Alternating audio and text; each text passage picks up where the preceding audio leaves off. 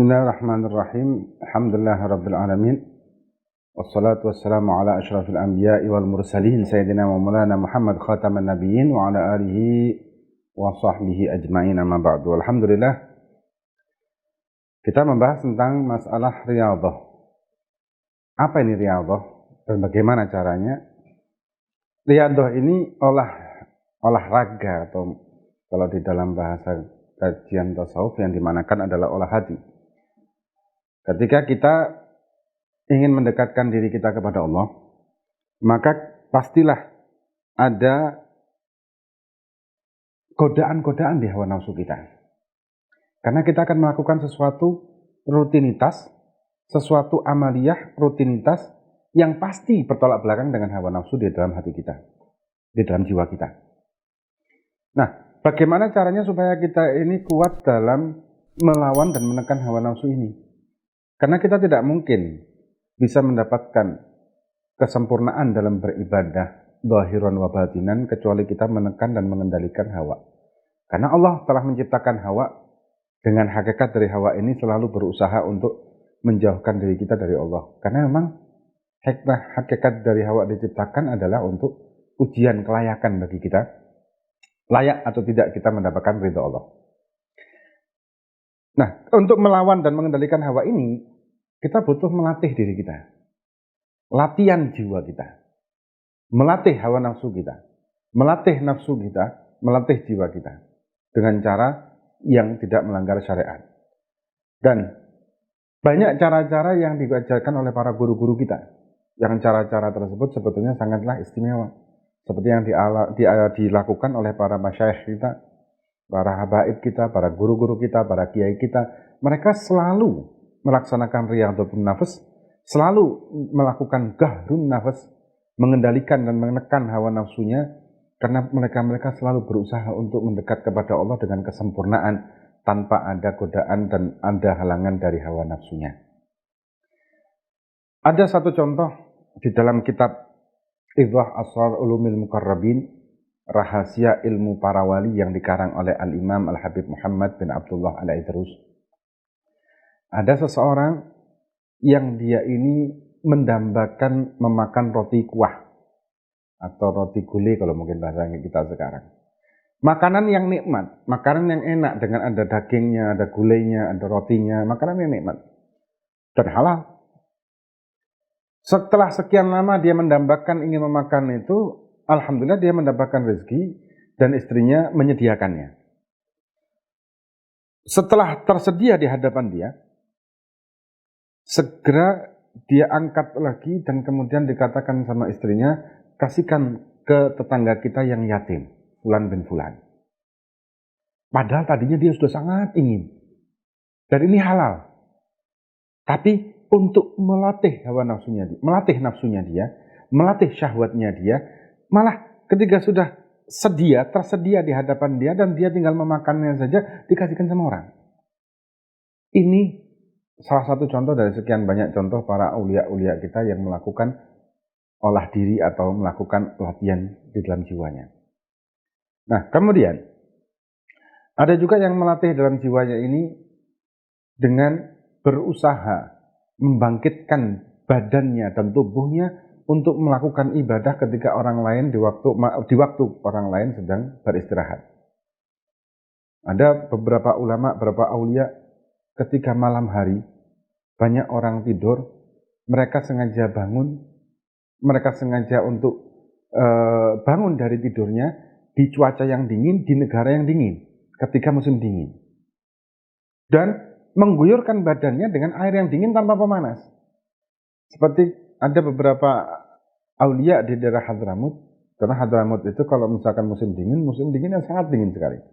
Kalau musim datang musim panas, panasnya luar biasa.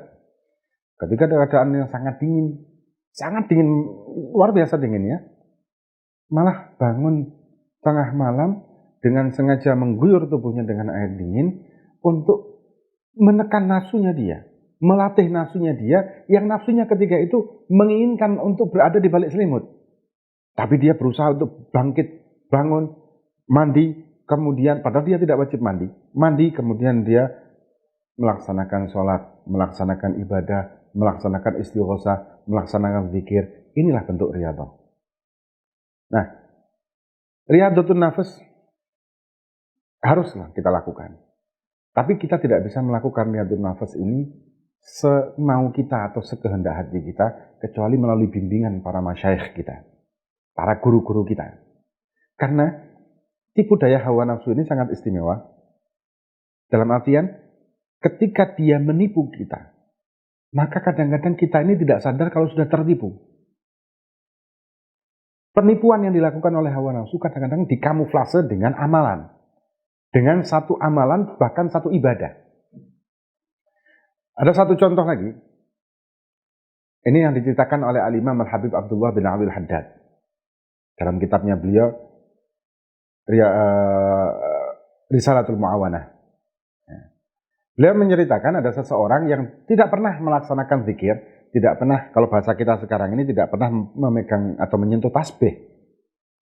Tapi mungkin mendengarkan kajian tentang bagaimana aulia solehin yang bertasbih sampai 100 sampai 1000, tertarik dia. Padahal dia sebelumnya tidak pernah bertasbih, tidak pernah menyentuh tasbih, baik yang elektronik ataupun yang kita kenal sekarang konvensional. Sebelum pulang ke rumah, dia mampir ke satu toko dan dia membeli tasbih yang berjumlah 1000. Dengan dia niat, nanti malam saya akan memulai berzikir langsung 1000. Kata Imam Habib Abdul Haddad, justru ini adalah godaan hawa nafsu. Justru ini adalah yang dimunculkan oleh hawa nafsu. Kalau kita, secara logika kita akan memandang, bagus kan? Istimewa kan? Orang yang tadinya tidak pernah zikir, orang yang tadinya tidak pernah ibadah, orang yang tadinya tidak pernah pegang tasbih, mempunyai keinginan untuk melakukan zikir dengan tasbih yang jumlahnya 1000 sekaligus. Ini luar biasa. Tapi ternyata kata Imam Habib Abdul Haddad, enggak, ini jelek, ini buruk. Loh kenapa? Ternyata Allah Subhanahu wa Ta'ala menciptakan sifat juga di dalam jiwa kita yang bernama malal.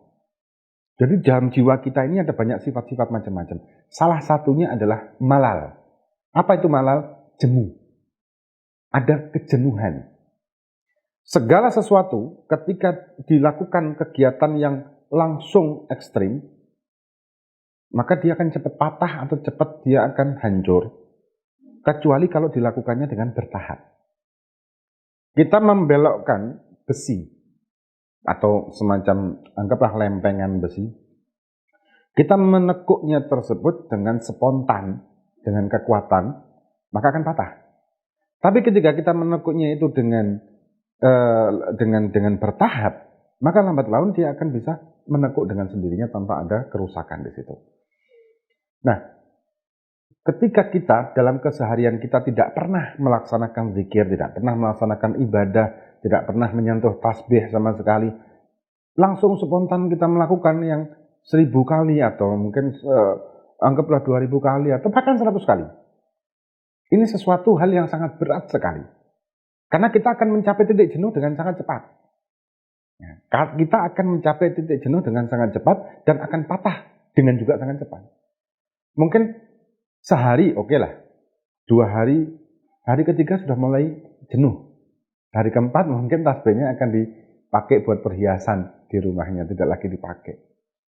Nah ini, maka itu dibutuhkan untuk riyadhah, olah diri, olah jiwa, dengan keistiqomahan melakukan riyadhah tersebut, dengan cara yang benar, dengan bimbingan para masyayikh kita, para ulama kita, para guru-guru kita, maka kita akan bisa mendapatkan hasilnya. Kita akan mampu mengendalikan hawa kita. Dan satu lagi yang terakhir adalah riyadhah ini bukan sekali kita riyadhah, tapi harus kontinu. Sama dengan kita mungkin nge-gym atau nge-fitness, ya, mungkin kita olahraga. Kita olahraga satu kali sekali sudah selesai, tidak akan bisa seperti itu. Kita harus olahraga dengan rutinitas, dengan terjadwal, dengan kita mempunyai kesungguhan dalam melaksanakan riyadhah tersebut, maka kita akan mendapatkan hasil. Tapi kalau misalkan kita tidak melakukan seperti itu, maka kita tidak akan pernah mendapatkan hasil yang sempurna. Inilah pentingnya kita untuk beristiqomah dalam riyadhah sepanjang apapun atau sebesar apapun ya, amalan yang kita lakukan. Tanpa kita riyadhah, kita tidak akan mendapatkan hasil yang sempurna. Dan riyadhah tidak akan pernah berhenti kecuali kita mati. Karena hawa nafsu tidak akan pernah hilang kecuali kita diambil nyawa kita oleh Allah Subhanahu wa taala. Moga-moga kita dijadikan oleh Allah Subhanahu wa taala termasuk dari golongan orang-orang yang mampu mengendalikan hawa nafsunya, mampu mengendalikan nafsunya, mampu mengendalikan jiwanya, dan mampu untuk melakukan amal ibadah dengan sepenuh hati, zahir batin, dan dunia akhirat. Wallahu a'lam bishawab.